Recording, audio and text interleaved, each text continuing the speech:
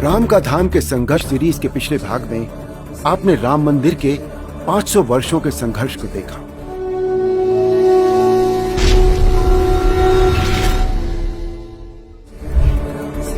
आज हम प्रभु श्री राम के मंदिर के लिए स्वतंत्र भारत में लड़ी गई संघर्ष की सबसे बड़ी कहानी देखेंगे। साल 1528-29 में विध्वंस हुए राम मंदिर को फिर से स्थापित करने की गूंज भारत के स्वतंत्र होते ही सुनाई देने लगी। 23 दिसंबर 1949 का वो दिन जब विवादित ढांचे में आधी रात को रामलला की मूर्तियां प्रकट हुईं। प्रशासन इससे पहले कुछ समझ पाता सैकड़ों लोगों की भीड़ रामलला के दर्शन करने के लिए उमड़ पड़ी।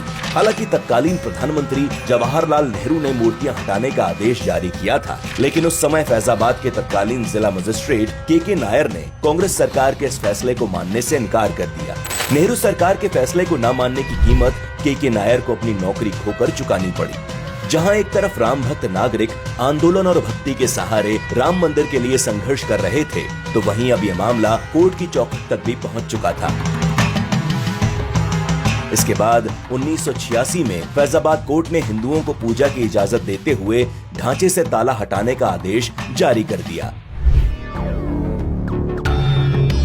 इसी समय जहां एक तरफ विश्व हिंदू परिषद मंदिर निर्माण के लिए आंदोलन को नई धार दे रही थी, तो वहीं लाल कृष्ण आडवाणी के नेतृत्व में भाजपा ने सोमनाथ से लेकर अयोध्या तक राम रथ यात्रा प्रारंभ की। 500 सालों से संघर्ष कर रहे राम भक्तों का जत्था कार सेवा के लिए अयोध्या पहुंचने लगा।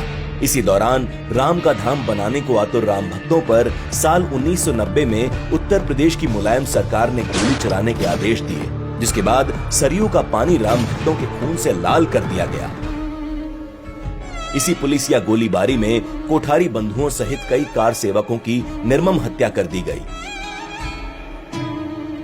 इसके बाद 6 दिसंबर 1992 को एक बार फिर कार सेवकों ने अयोध्या में कार सेवा की, जिसके बाद विवादित ढांचे को गिरा दिया गया। अगले करीब 30 साल तक ये मामला कोर्ट में चलता रहा और इस दौरान अयोध्या पर कभी आतंकी हमला हुआ तो कभी कांग्रेस ने राम सेतु मामले में राम के अस्तित्व को ही मानने से इनकार कर दिया। और आई फिर 30 सितंबर 2010 की तारीख, जब इलाहाबाद हाई कोर्ट की लखनऊ पीठ ने ऐतिहासिक फैसला सुनाया। इस स्थल को श्री रामलला विराजमान निर्मोही अखाड़ा और सुन्नी सेंट्रल वक्फ बोर्ड में बराबर बराबर बांटने का आदेश दिया। हालांकि मुख्य गुम्बद के नीचे जहां मूर्तियां थीं, उसे जन्म स्थान माना गया, वो रामलला विराजमान को ही सौंपी गई।